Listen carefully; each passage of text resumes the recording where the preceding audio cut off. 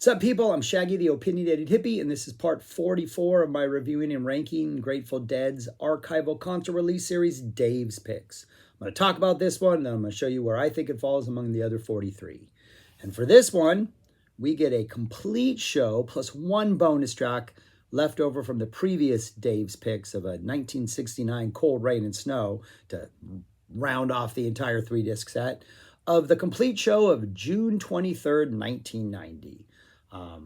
I was at this show. I actually found my $22 and $1.50 service charge ticket from back in the day with a set list scribbled on the back as always. So yeah, I was at this show. Drove up the day before from Berkeley. It was my birthday the day before. It was a long trip. We stopped a lot of times to do a lot of things. I think we camped, I remember camping practically across the street from the stadium. Seemed like we walked to the venue from where we camped, though I may be just thinking of another venue somewhere else. But it was just a great time, a great weekend. I had not heard either one of these shows prior to the release of this volume, mainly because I generally don't seek out shows that I've been to. I like to maintain that memory. And my memory of this show was, it was one of the greatest shows I'd ever seen. One of those shows that if you see a couple shows that leave you a little lackluster, you see a show like this, you're like, I'm in it for the next 12 in case one of these pops up.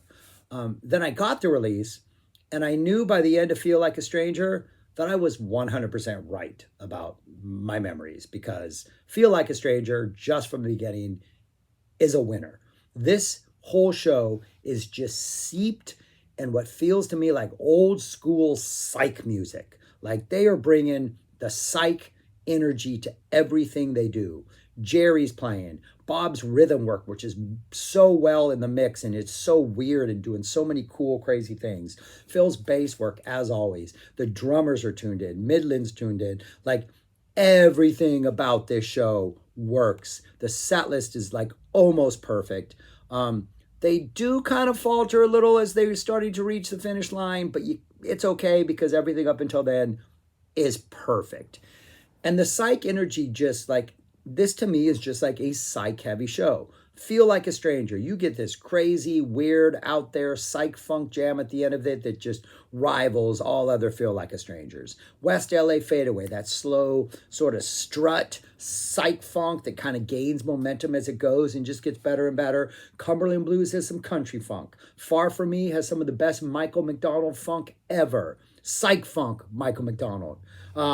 Cassidy is pure Psych. Soon as they get that Cassidy jam, they are off, it is dark, it is deep, it is menacing. They are pushing Cassidy to its limits. One of the better Cassidys of this era. Eyes of the World, Jazz Psych, just really indulgent jazz Psych, amazing. Looks Like Rain, folk Psych. Uncle John's Band, folk Psych. Playing in the Band, just more crazy out there Psych. It's just so much delicious Psych jams in this. It is just a perfect show. First set fits all on disc 1, opens up with a fantastic Feel Like a Stranger. The jam on this Stranger is fantastic. West LA Fadeaway, just the right groove, the right energy. It's we're just going to get in here and get dirty and get gritty and kind of let the momentum build as the song goes. And it's just dun, dun, dun, dun, dun. Yeah, it's menacing. It's everything you want out of a West LA. Me and My Uncle kind of sounds a little mature. Just sounds like they've grown up. This is I don't know, something about this Me and My Uncle just feels a little not rushed and just, I don't know, something a little more stately about it. We get a Cumberland Blues. Bobby and Phil are just going off on this, straight up country Psych. The jam on this is fantastic. The energy is fantastic. Cumberland Blues is always a treat in this era. We get a Far From Me that channels the best Michael McDonald song Michael McDonald's never done. But the little solo in it and the kind of the middle jam is pretty good. Jerry's bringing it. Jerry's feeling this. Jerry's not holding back. We're bringing a little Psych to the Michael McDonald Doobie Brothers vibe. They Love Each Other is one of those just really, it's not one of those fast ones. It's just one of those groove type ones. Really good. They Love Each Other. Cassidy jam is fantastic. They nail everything about this Cassidy jam. They're letting it simmer. They're letting it develop. They're really riding the little Psych energy in the middle. It's kind of dark. It's kind of sinister. Yeah, this is a good Cassidy. And then Tennessee Jet, I've said it every single time Tennessee Jet has popped up. Tennessee Jet doesn't disappoint. And then the Promised Land, maybe a typical closer, but the energy and the closing jam of this Promised Land is just like, yeah, the boys are feeling it. Like this is a perfect 90s first set from start to finish. The energy is good. The playing is good. It's definitely a dark, psychedelic, exploratory energy. Absolutely fantastic. And this was a noon show, right? This thing started at noon. Where is that? Where is the time on there? Noon. Doesn't even say 12 o'clock. It says noon.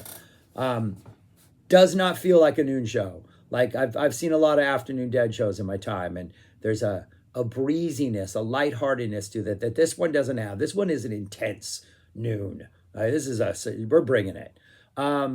I think Little Feat opened, right? So Little Feat would have gone in at noon. This is probably more like a 1:30 set. But anyways, second set opens up with The Eyes of the World that they just let develop and take its time. And we're like, we're in no rush, guys.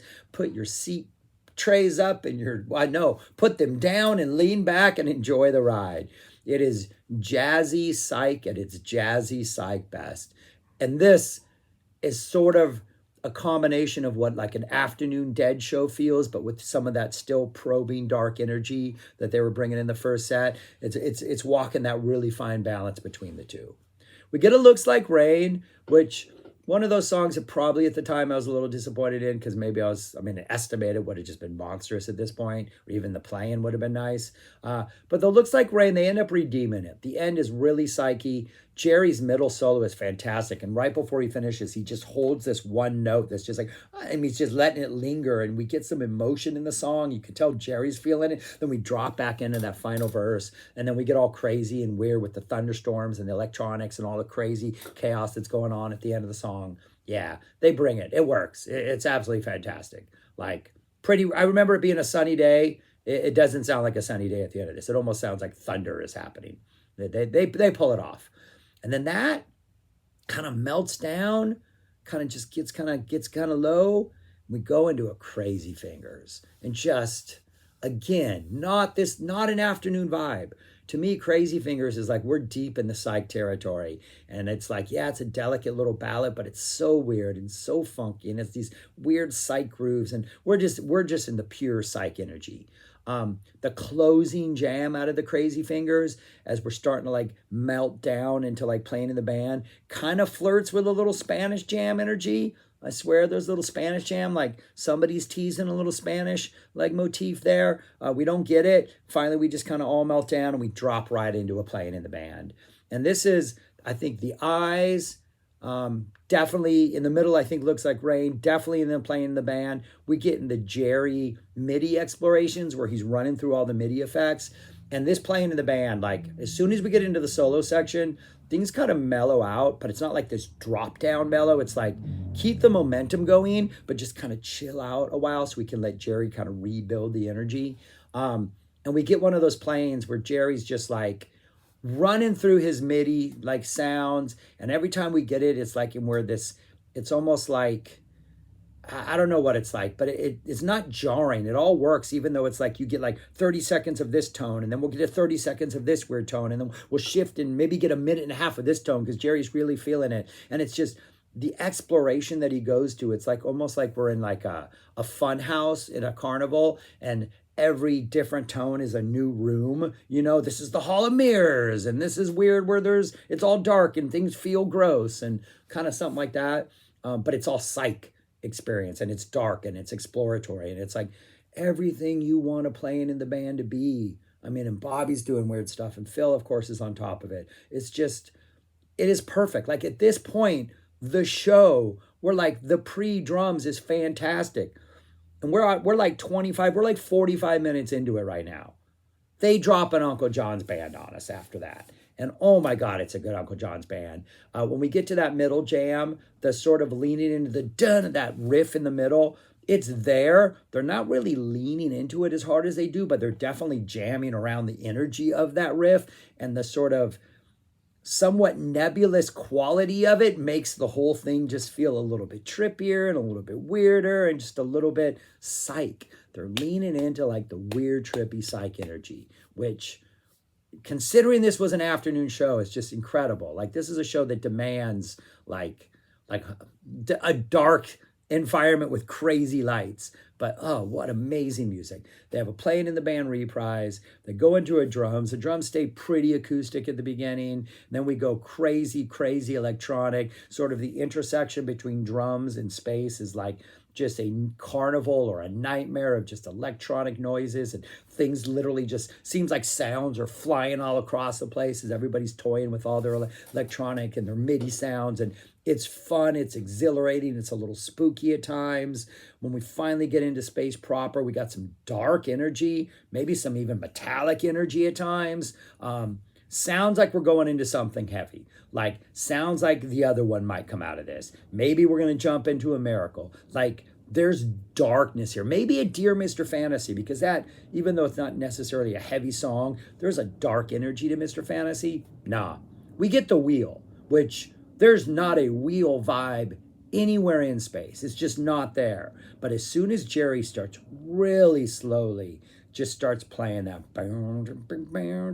opening riff, and everybody starts to like lighten up their energy for the wheel, we kind of get this not too celebratory, but still kind of uplifting, like maybe the hope coming out of the darkness of space wheel, and the wheel just hits. It sounds so good. Reminds me of just those slowly developing ones from like 76 that work so well. Just such a good wheel. We get a little bit of, solo in a little bit after that. We go into a miracle. And then out of the miracle, you kind of tell Jerry wants to hit it hard. You want to tell, like, the energy has shifted. We have still that Psych exploring energy, but it's a lot more aggressive now. Space brought the aggression. The miracle brought some aggression. And Jerry's trying to do that, like rip into that opening riff. But he comes down, I think it's Jerry that comes down on the like he's going to go into it. And then nobody else does. So he kind of brings it down a little. And the transition is a little sloppy at first. And we're trying to like start it a couple times. And we finally get into the groove and into the vocals, and we kind of find our footing. But it's a weird Morning Dew in that it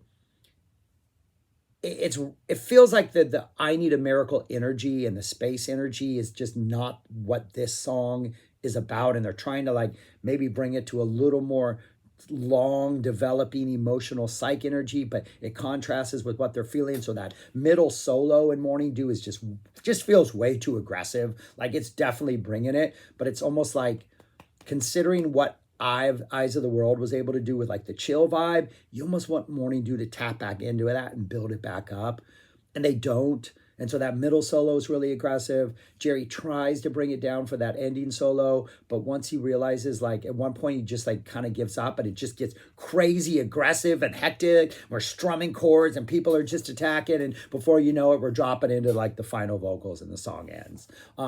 It's an exhilarating, like, quick, it's like a short, sharp shock of like Morning Dew. Kind of wanted more considering everything that preceded it, but they do end it in quite a sort of a climactic fury. Let's just get it all out now. And then we close with One More Saturday Night. And then after that, we have The Cold Rain and Snow, which opened up the second set on the December 26th show, which was left off because of time from volume 43. A fantastic show, a great show. Absolutely fantastic. As good as my memories remember them being. Where would I rank this one if I had to rank it? And I am going to rank it among the other ones. I did not bring up my list yet, but I know that I have it at number 5. Number 5. Yeah, that is currently where I have it. It is such a good listen. I enjoyed it so much. I think the playing is spectacular. You get an hour of music before drums. Just everything about it. I think it's, this is pretty awesome. Look at this list. We start off really strong early. 5, 6, 13, 14, 16, 19 are all on there. That's pretty good for the first 20. Then we kind of have a gap. 12 is up there. 2 is up there. And now we have 42 and 44 sneaking in the top 10. 74 and 90. So interesting how this is all spread out. How these things were released. 20s and 30s didn't represent too well, other than 33. But anyways, that's all I got, man. Check out this show. It is fantastic. This is one of those shows that, like, in 90, I wasn't in any way burnt out, but by 92, you know, I was starting to hit and miss. If I had seen a show of this quality in 92, it probably would have spurred me on for a couple more sets of shows, you know. But yeah, this is absolutely fantastic. I love it. Anyways, that's all I got for this one. Thanks for watching. Let me know what you think of this show. And if you haven't heard it, go listen to it, man. This really is 90 Dead at their best. Fantastic. And the jams. Oh, the jams. All right, that's all I got. Peace. Talk to you later.